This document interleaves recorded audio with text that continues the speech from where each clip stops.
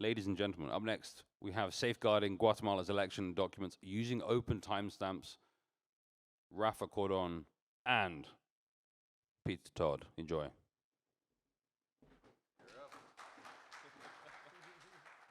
Go for it. Well, my name's Rafa. I'm CEO at Simple Proof. We are a immutable backup company. And we're going to talk, Peter and I are going to talk about a interesting project that we recently did in Guatemala. Peter's going to start talking a little bit about what is open timestamps, how is it used, and then we'll dive into the specifics of the project. Thanks for the intro. Yeah, so I'm sure some of you have heard about open timestamps, but it always helps go over what we're doing. So, all right, what is open timestamps? Well, basically carbon dating for data.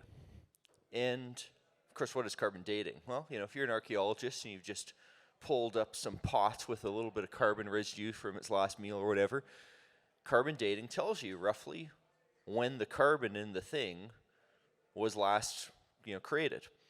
There's a bit of science behind this with radioactivity. It's quite neat. But very frequently, the data equivalent to this is useful. And of course, data can be copied, which means that all we can really prove is something existed prior to a point. But it turns out that's quite useful. Well, why is it useful? Well, because that's a time machine, and last I checked, the bad guys don't have one. It's really what it comes down to. And, a very nice example of this, why is this useful, comes down to things like Bitcoin Core. Bitcoin Core timestamps the digital signatures and release artifacts for every binary that's released.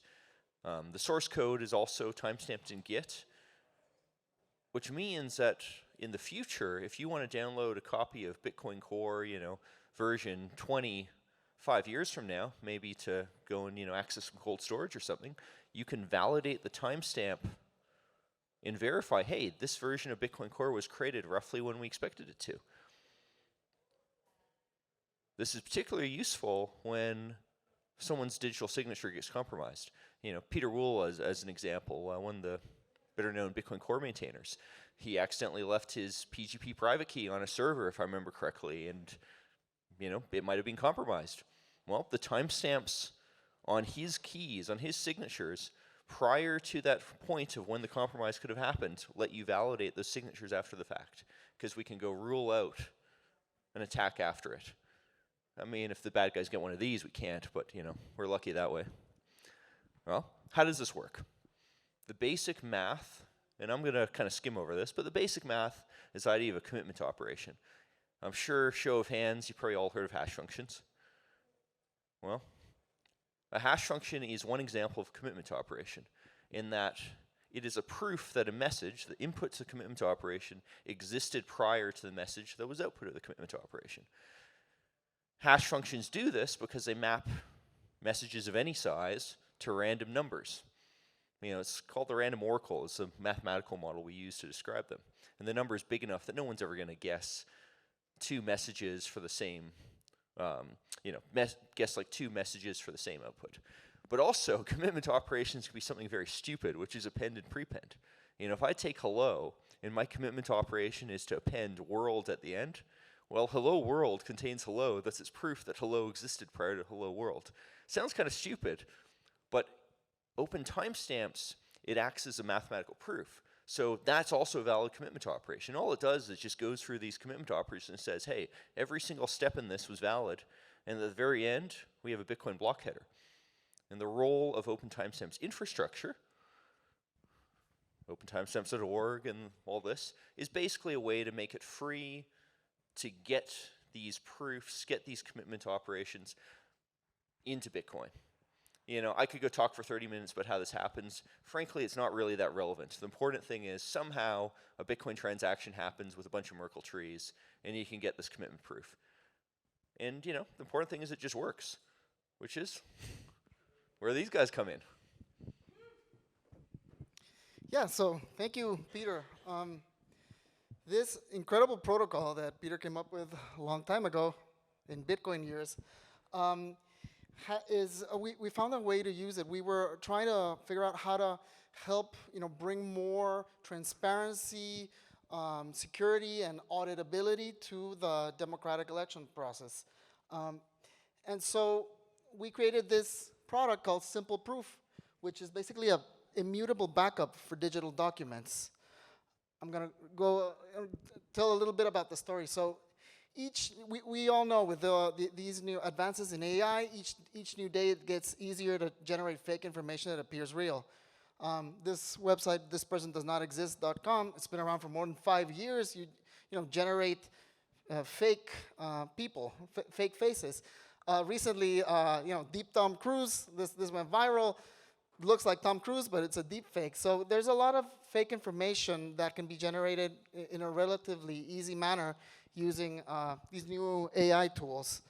ChatGPT can fool almost anyone. And in a recent Senate hearing, Sam Altman said that he was quite concerned about the impact that AI can have on elections. And he hopes that industry and governments can work together on this. So just to prove my point, I took vote tallying sheets from the Guatemalan elections in 2019, and I put one through DALL-E, the system from OpenAI, and you can change numbers in a relatively fast and huge batch process. And how can we tell which vote tally sheet is real? The Guatemalan election process, like a lot of Latin American processes, have a lot of paper it's paper-based, the whole elections process. But this paper is fed into digital system for data entry. So I like to use this quote from Jose Ortega y Gasset. The health of democracies, whatever the type and degree, depends on a miserable technical detail. The electoral procedure. Everything else is secondary. Without the support of authentic suffrage, democratic institutions are up in the air. So we thought this technology is applicable in any use case, but elections, I think, is where it's very critical to have information that you can trust. We've already seen what can happen when people who lose elections or people who are not satisfied with the results can sort of undermine the trust in institutions and processes. And we've seen some democracies sort of stumble, right? And it's happening all over the world. In Brazil, it also happened recently. And turns out in Guatemala, it's also happening. The Guatemalan elections were, the first round was in June, and the second round was August 20th. And obviously the candidate who lost is alleging that there's voter fraud. So we were fortunate to be in the place to be in a situation where we could pitch this solution to the government and have the government use it in an official manner.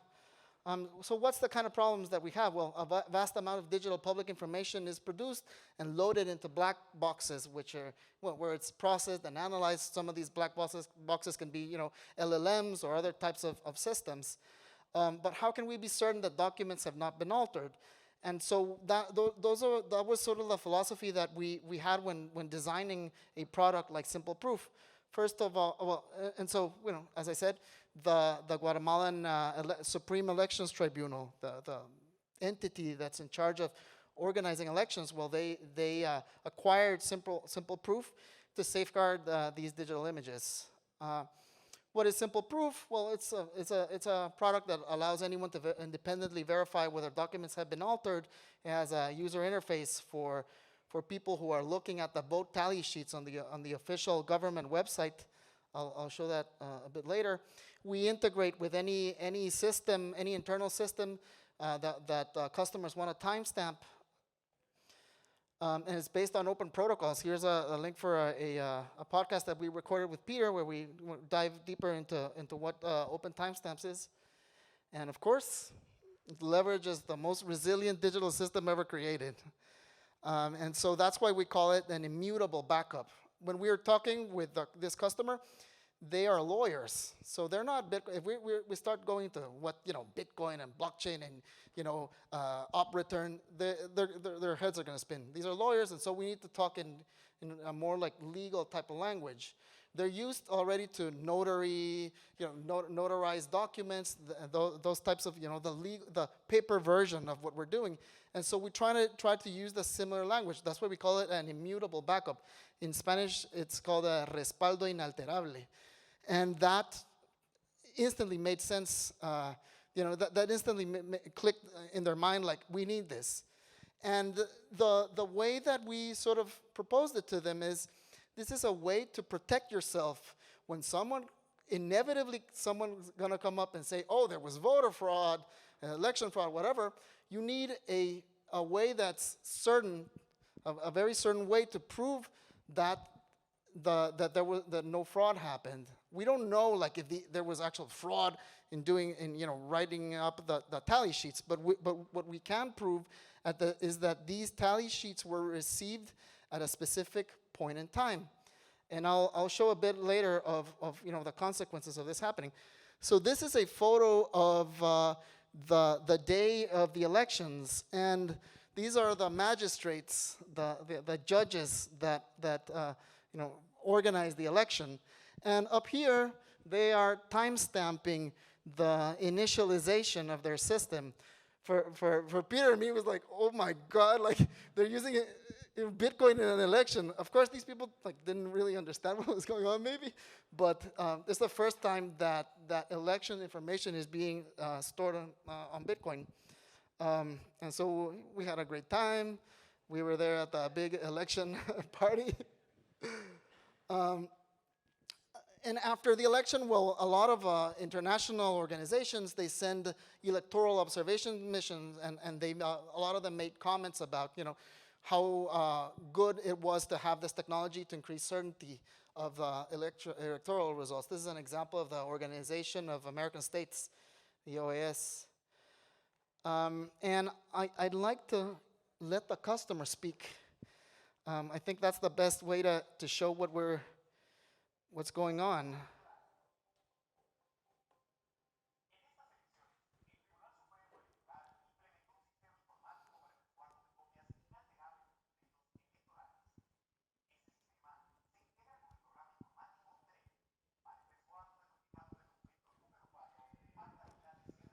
So that's the button that people need to click in order to check that a document is stored on the Bitcoin blockchain.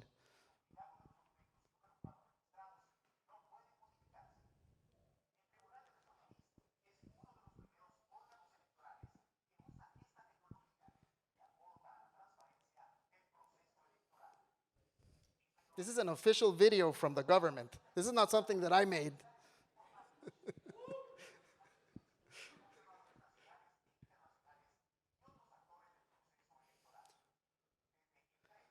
This is how you access a document on Simple Proof.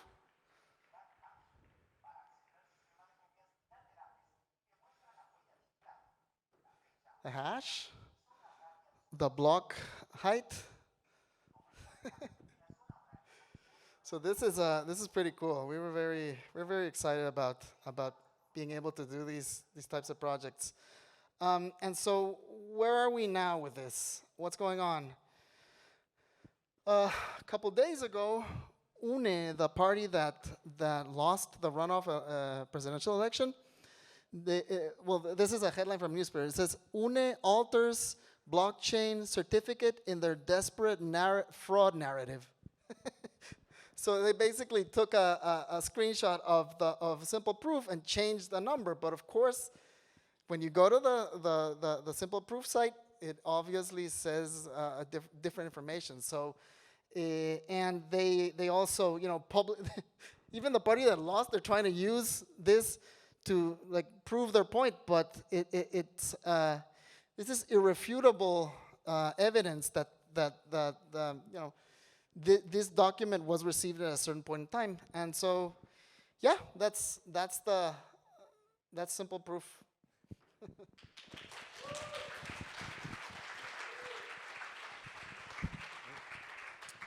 And I do need to stress, I mean, while, for kind of client reasons, it was skinned, of course, with simple proof. But these are actual open timestamps files. You can download them, verify them with the same open timestamps client as anyone else. And if you really have half a day to go spend, you can decode them by hand and like sit there with a calculator and go figure them out yourself. This is very much not a trust-based thing. This is saying, hey, we have this mathematical proof going all the way back to a Bitcoin header. And obviously, as I think you pointed out, there are limitations to this. Certainly, if the wrong numbers get scanned in the beginning, well, there's limits to what you can do. But by having these proofs, we constrain when this could have happened. And you're in a much better position if you can say, hey, if fraud happened, it happened like right around when the election closed, not because someone was unhappy with results and started changing things. Yeah, and I think elections is just the beginning. It's a very visible case, but our thesis is that this is going to roll out to all public documents that are generated by public institutions. So court cases, digital evidence that's submitted for legal reasons, patents where timing is very important. So all types of public digital documents that are generated by governments should have some form of timestamp. We believe this is, of course, the best and most secure by leveraging the Bitcoin blockchain. The fact is, open timestamp scales extremely well.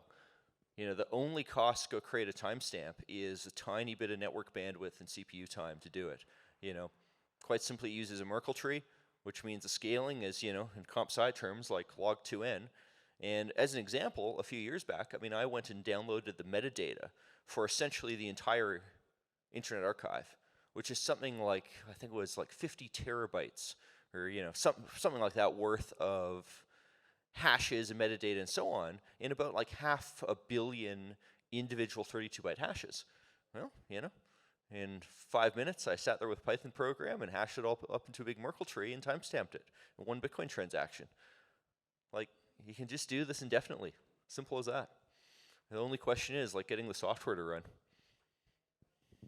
Well, I think questions.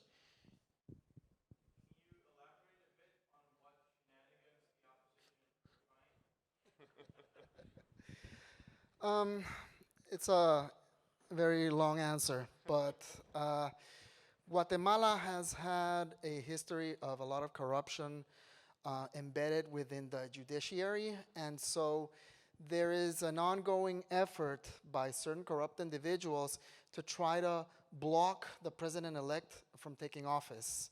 And that is being done using false legal statements and, misrepresentation of the legal system. The opposition parties, they've done things like, what they think is proof, which is not real. They also said something like 30% of all the digital, the tally sheets came into the system in the first 30 minutes, but we can prove that that is not correct, that that is a false statement just by looking at the timestamps.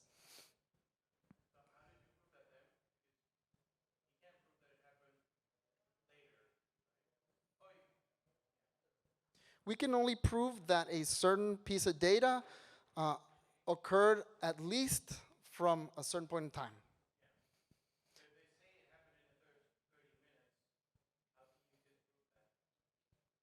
Well, they are saying that this happened and that they have evidence, but they don't have any evidence, right? They can make any statement that they want, but you need to prove it, right? And what the official information that the government has and that like every citizen can access. This is not just for government, like anybody, any citizen can access this from the public results website. The evidence is that it's a false statement. Do you plan to remove blockchain and instead say Bitcoin technology? That's a good question. We specifically didn't want to say Bitcoin initially because it would raise a lot of controversial, it would divert attention from the real use case, from what we were trying to do. We are next, like Guatemala is next to El Salvador. So everybody has their opinion about what happened in El Salvador or whatever. And so if we mentioned Bitcoin specifically for this project, we felt it may divert people's attention. So we said blockchain, but at the end of the day, Bitcoin.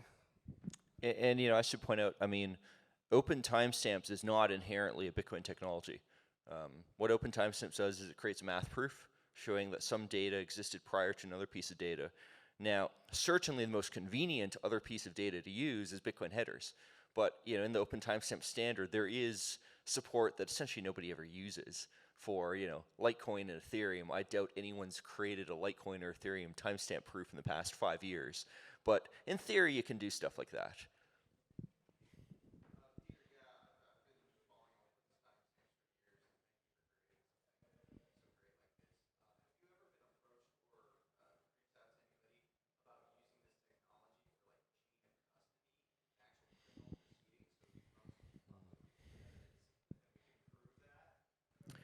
Well, so I kind of have two things to say to that. One is chain of custody doesn't, certainly timestamping is better than nothing, but it is not the best you can get. The best you can get is what's effectively a double spend proof to say, hey, I started with this thing and the path it took could have only been this path. And what a timestamp does, it says, hey, we have this data. It existed at these time intervals, but certainly someone could have timestamped an entirely different set of data and just not provided you with that. And chain of custody, ideally, you would do better than that. However, unfortunately, I have to go say, I have talked to people working in criminal justice, including from the government side, and apparently the state of current systems is so bad that you have evidence handling systems designed for the police that actually deliberately, as a feature advertised to the police, have a backdoor designed in them so you can go change the fucking timestamps. I wish I was joking, but I've been told firsthand by people working in this that this is an actual thing that exists. It is completely absurd. Can I add something? So this was for vote tally sheets, but when the investigators started asking for evidence from the elections tribunal, the IT director started using our solution to timestamp evidence before delivering it to the investigators, just because he didn't trust the investigators. He wanted to make sure that any alteration would be evident. And I got to point out, I mean, if you wanted to go use it for a file, it really is as simple as going to www.opentimestamps.org, scrolling down and using the JavaScript tool right there. And, of course you have your own thing, which has, different advantages for like commercial clients, but certainly on a file by file basis, this is very, very easy to use. And, I should point out, the hashing is all done client side. So like we don't see your file. It's just hashed up in the web browser. We're going to do the questions through the mic just so that it can be recorded more clearly. Hey, amazing talk. Have y'all received inbound traffic from any other organizations asking to use this for their elections? And further, do you think that other election officiations are aware of this technology? We are starting conversations with other potential customers. And not just only for elections. Elections, I think, is like the most visible, the thing that people are most interested in. But for example, a banking regulator where people sign, provide their information to banks, they're interested in doing timestamping as well. And I think most governments are going to move to this. So we're having conversations with public sector customers on using this. This is the first customer. Also, I mean, another example another example that's implemented that uses this is something called the Guardian Project has a tool to run on phones called Proof Mode that basically timestamps images. Fairly straightforward thing to do. And what I've heard is that this is being used for things like war crimes investigations in Ukraine for the obvious reason that, well, if you're going to take a photo of a site, it's just, you might as well go timestamp the thing so that when a trial finally happens in 5 years, there's just less questions. If you can come to the mic for questions. I actually have a question myself. Yeah. How do you show that is when that particular event happened? To me, if you're timestamping something, it could have happened then or in the past, right? Or how? So why does the timestamp add value in that situation? Well, I mean, I think you're completely correct. You know, what a timestamp does is it shows that digital data existed prior to a point in time. You know, very simple example is in the GitHub repo with Python Bitcoin lib, I have a bunch of example timestamps. One of them is a timestamp on hello world. Obviously, that timestamp is a little bit later than when the phrase hello world was first issued. But certainly in a lot of cases, you can go look at the evidence and evaluate and say, hang on, you know, yes, in theory, this could have happened before, but we can narrow it down to a window of before this date and probably after this date because, you know, the election as an example, I mean, it happened certainly after some point in time. You know, and you go look at the clothing and you say, well, you know, they look like they're people from, you know, 2020, not, you know, 1980.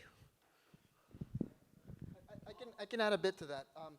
The Elections Tribunal chose this solution because they want to protect themselves in case someone shows a fake or an altered image saying, oh, the Elections Tribunal has the fraud, and here's the real vote tally sheet. Well, then these people need to prove that that vote tally sheet was created before the one that the Elections Tribunal has. How many documents did you timestamp?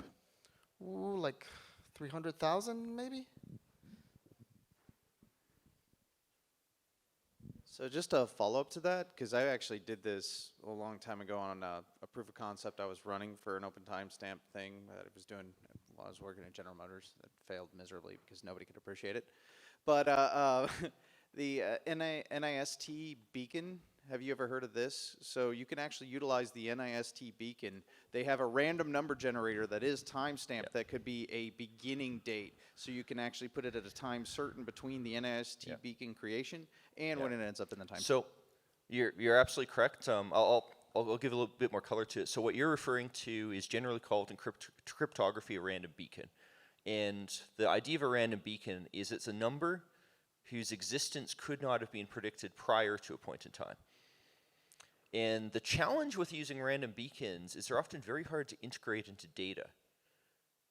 You know, like as a good example is, of course, the famous, you know, kidnapper proof of life thing where you go and, you know, hold up the newspaper or whatever. Of course, with modern tech, it's not hard to go and modify the image to swap out one newspaper article for another.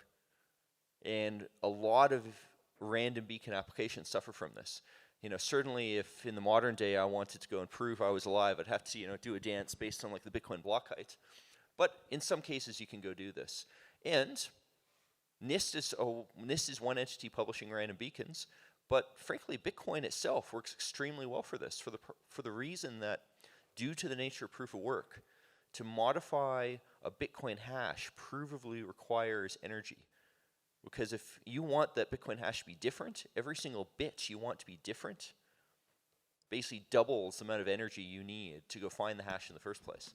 Yeah, well, I'm not saying you shouldn't use that. You should Yes. use that, but I'm saying if you use that in coordination with an NIST beacon as well, that beacon you couldn't have had before. So that it couldn't have been created before then, and it couldn't be created after you put it in the blockchain. So it gives you a window. Funny you go say that because I actually have a program that runs on a server that actually downloads all the NST beacons constantly and then timestamps with open timestamps, which means that you can go from the NIST beacon through open timestamps to Bitcoin to go prove Bitcoin blocks were created after the NIST beacon. If you go to Yes. Yeah, and there's a lot of nuances to how you can do this. But basically, if you go to like github.com/open timestamps and go scroll down, the NIST thing is like NIST inject or whatever, and then I have yet another thing, which then takes Bitcoin blocks. And actually, this is something I implemented for this project, which it takes Bitcoin blocks and then re-timestamps them with rough time, which then is traceable things like Cloudflare. So, you know, there's the beauty of all this stuff is you can always add proof on top of one another. It's just, you know, putting in the effort to do it. And I feel bad for your inability to get General Motors to do anything, but, you know, this is the type of thing where no one cares until it's necessary. If you have any further questions, please come to the front.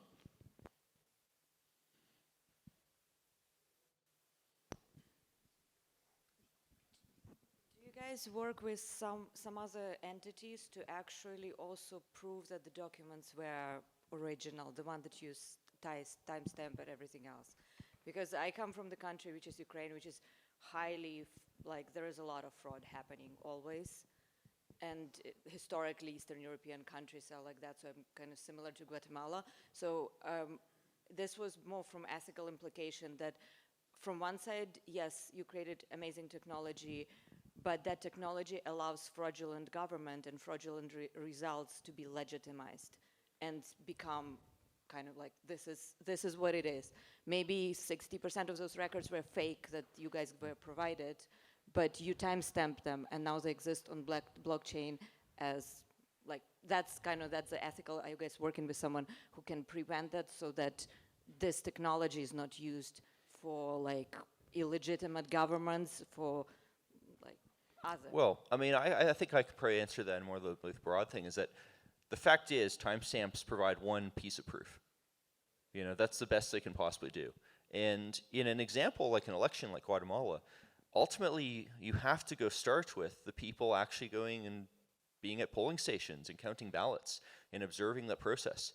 There are no shortcuts to this. You know, there is no computer program that can say, hey, this piece of digital data really did come from this polling station. Is it essentially, you can't solve the Oracle problem, right? This is... Well, you know, you can solve aspects of the process by which real things interface with the digital world, but at some point, somebody's going to have to go say, hey, this thing corresponded to a real world event. And, you know, a good example of this is, I mean, let's say hypothetically, 1,000 years in the future, some archaeologist is doing research into the early history of, you know, Western democracy. They might go and, like, dig up all these records, and they'll have to ask the question, I don't know, maybe it's possible someone just, like, created a fake Guatemala election for fun.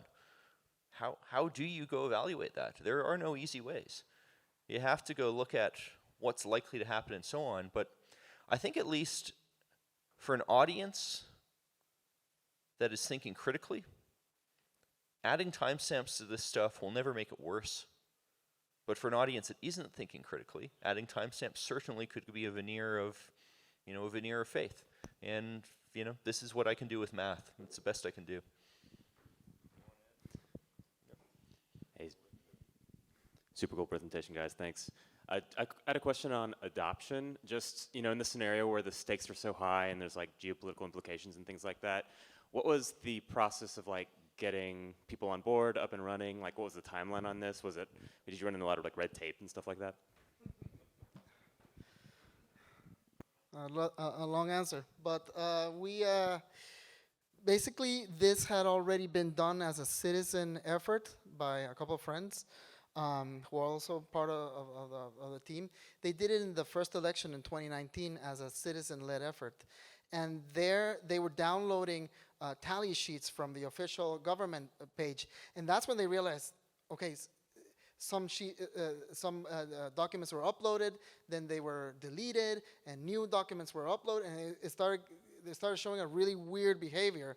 And that's why for this election, 4 years later, we were ready for this. And I think how we sort of positioned this is we changed the language to a legal language. We were talking with lawyers, and lawyers understand legal language. They understand what a notary public is. And so we try to make parallels between what a notary public, like the notarization process, and what we were doing with Simple Proof.